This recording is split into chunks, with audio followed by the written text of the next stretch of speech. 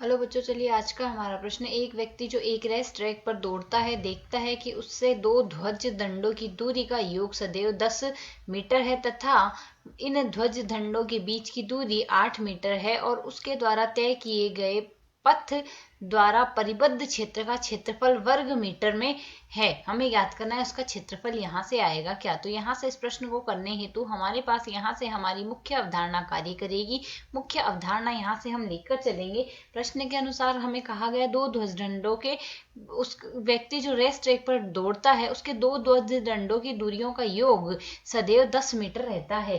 तो यहाँ से यदि हम देखें, यह हमारे पास व्यक्ति कुछ इस प्रकार के रेस ट्रैक पर हमारे पास यहाँ से दौड़ रहा है। यह व्यक्ति यदि इस प्रकार के किसी भी रेस ट्रैक पर दौड़ता है और दो ध्वजदंड, यदि एक ध्वजदंड का नाम F1 दे, दूसरे का ध्वजदंड का नाम F2 दे, तो इनके बीच की दूरियों का योग, और यदि हम यहाँ से यह इनकी दूरियों का योग कुछ इस प्रकार देखें तो यहाँ से प्रश्न के अनुसार हमें दिया गया है PF1, प्रश्न के अनुसार दिया गया है PF1 प्लस PF2 बराबर हमें दिया गया है 10 मीटर। यह यहाँ से दिया गया है। तो यहाँ से हम जानते हैं यदि हमारे पास दो बिंदुओं से दूरी, किसी भी एक बिंदु की बाकी दो बिंदुओं से दूरियों का योग नियत रहता है, तो ऐसा जो पथ बनता है, ऐसा पथ हमारे पास बनेगा दीर्घवृत्ताकार पथ। सदैव हमेशा यहाँ से हमारे पास यह दीर्घवृत्ताकार पथ बनता है और यह दीर्घवृत्ताकार पथ होता है। और यदि हम यहाँ से दीर्घवृत्त का समीकरण देखें, यह लिखा जाएगा x स्क्वायर बट्टे a square plus y square बट्टे b स्क्वायर बराबर 1। जहां से हम यदि स्थिति लेके चलें a का मान बड़ा हो b से, तो इस स्थिति में यहाँ से इसके F1 व F2 होगी दीर्घवृत्त की नाभियां और दोनों के मध्य की दूरी लिखी जाती है, बराबर आती है 2ae के, जहाँ e होती है इसकी उत्केंद्रता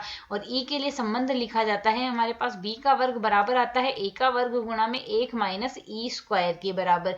और यहाँ से यह इस स्थिति में जो F1 व F2 के बीच की जो दूरियां होती है वह होती है हमारे पास 2a के बराबर। अर्थात प्रश्न के अनुसार देखें तो हमें 2a का मान क्या दिया गया है, हमें 2a बराबर यहाँ से दिया गया है 2a बराबर 10 और 2a का मान तो 10 आ गया। अर्थात सरल करेंगे तो a बराबर आ जाएगा हमारे पास 5, a का मान 5 मीटर आ चुका है, a का मान 5 आ गया हमारे पास। अब यदि हम यहाँ से e और ज्ञात कर दें तो F1 व F2 के मध्य की दूरी हमारे पास किसके बराबर आ रही है, 2ae के बराबर आएगी। तो यहाँ से F1 व F2 के मध्य की दूरी प्रश्न में 8 दी गई है और 2a का मान 10 है ही, e आ जाएगा। सरल कर लें तो e बराबर आ जाएगा 8/10।